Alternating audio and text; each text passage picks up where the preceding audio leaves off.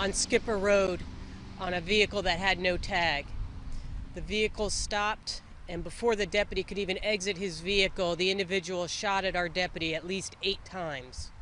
Our deputy returned fire, and the suspect vehicle fled down the street.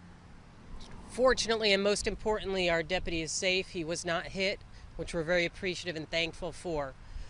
The vehicle fled down Skipper Road about a quarter mile where it stopped, and the subject got out and fled on foot.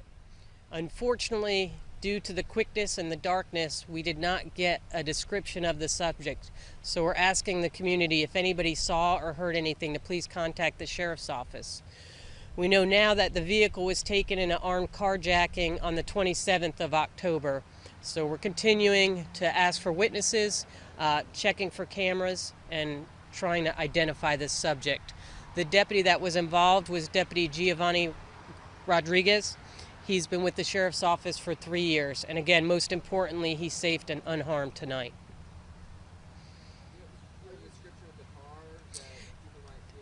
The car was found down the street. It's a Jeep.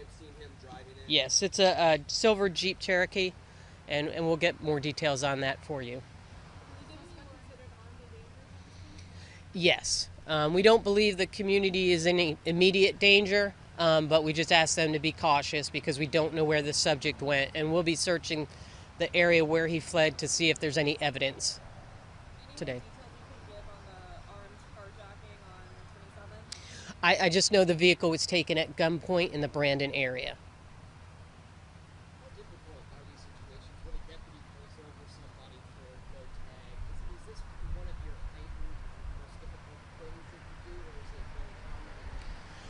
Although we conduct a lot of traffic stops, it's one of the most dangerous things we do because we don't know who we're coming in contact with, what they just may have done a few minutes earlier.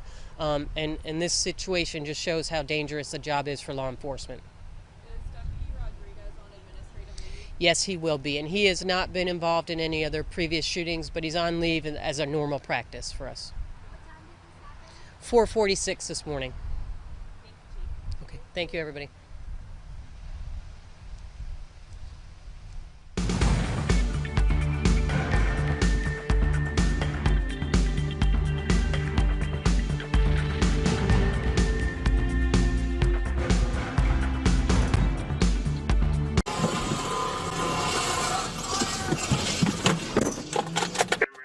St. Pete police have released body cam footage showing the moments leading up to and after Pinellas County deputies shot a woman earlier this month. Good evening, everyone. I'm Josh Benson. And I'm Paul Lucero. Thanks for joining us for News Channel 8 on the CW Tampa Bay. Well, as the suspect in this case sits in jail tonight, St. Pete police must now decide if that shooting was justified. News Channel 8's Nicole Rogers joins us now live in St. Pete with the very latest. Nicole, what is the timeline of this decision to be made?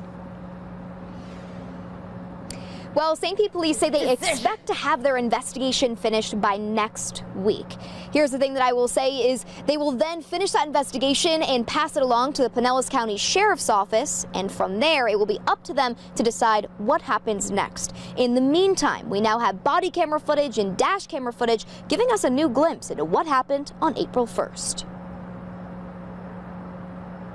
The investigation begins at the intersection of 113th Street North and Park Boulevard in Seminole as a Pinellas County deputy pulls over 65-year-old Marina DeFilippo in this red Toyota. Can you pull over to that or no? No, I'm not going to pull over. At this point, investigators say DeFilippo took off as Indian Shores police stepped in to pull her over again.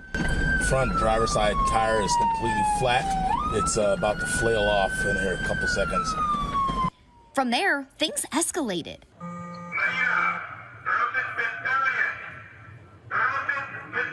Oh, there's a gun. She's pointing it out. When DeFilippo drove off again, Pinellas County deputies tried using an armored vehicle to perform a pit maneuver. Good pit, good pit. But that attempt was unsuccessful. Investigators say DeFilippo made a U-turn and drove straight toward a Pinellas County deputy. That's when other deputies began firing at her. Stop! Stop!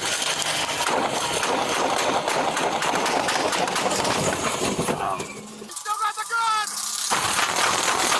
At this point, a deputy yells for everyone to stop shooting. Though the vehicle seems to be pinned, police say DeFilippo tried to flee again. Firearm, right hand! Hey, stop! Firearm!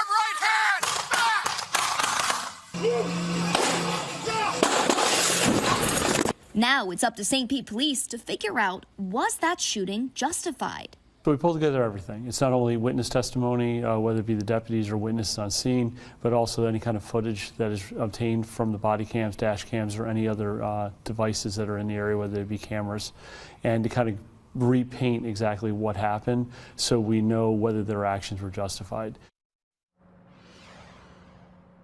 De Filippo was appointed a public defender in court today. Tonight, she stays in jail under a $565,000 bond. Live at the St. Pete Police Department, Nicole Rogers, 8 on your side. Yeah, good evening, Keith. This is where Timothy McCoy is. He's locked up here in jail. Now, this pursuit lasted for miles, and it ended just as the National College Football Championship was reaching its dramatic conclusion. This is where the 23-mile two-county chase ended. Newport Richey police officers pursuing 33-year-old Timothy McCoy after first trying to pull him over for simply running a stop sign. But the officers quickly noticed more. The officers were able to see that he had marijuana on the passenger side of the front seat. McCoy refused to get out, so one officer got into the back of his car. The other shattered a window with a baton. Then things got very dangerous. And at that time, the driver still was not cooperating. Our officer drew his weapon and challenged him and told him to surrender, and he still refused. McCoy sped off. The officer in front jumped out of the way. The officer in the back of the car somehow jumped out. Incredibly, as McCoy was being pursued by police, he dialed 911. On the 911 call, you can hear police sirens in the background as officers close in. I'm in a white car. A white Honda. I am not pulling over for none of these police officers. McCoy even claims he has a child in the car to get police to back off. I got my child in the car. Officers knew that wasn't true because they were in the car. The pursuit ended here when McCoy ran out of gas. The minute he exited the car, he just put his hands up and went right to the ground. Yeah, he's now facing a long list of charges. Also, Newport Richey police tell me this isn't the first time it happened. Incredibly, McCoy had a similar incident where he nearly ran over one of their police sergeants during a prostitution sting in 2015. Keith? Hey, you got to be wondering what's going through this guy McCoy's head. And you mentioned this was happening as the national championship football game was ending, and it was on Dale Mabry Highway. Was it coming our way? How close to the game was this? Well, Chase ended up in Carrollwood. Very fortunate that he ended up running out of gas there. So he's pretty far away, a few miles away from the stadium. But keep in mind, thousands of people were exiting the stadium at this time, walking onto Dale Mabry Highway. This could have ended a lot differently. A lot of people on the streets, and fortunately the officers weren't hurt either. Thank you, Jeff Patterson reporting.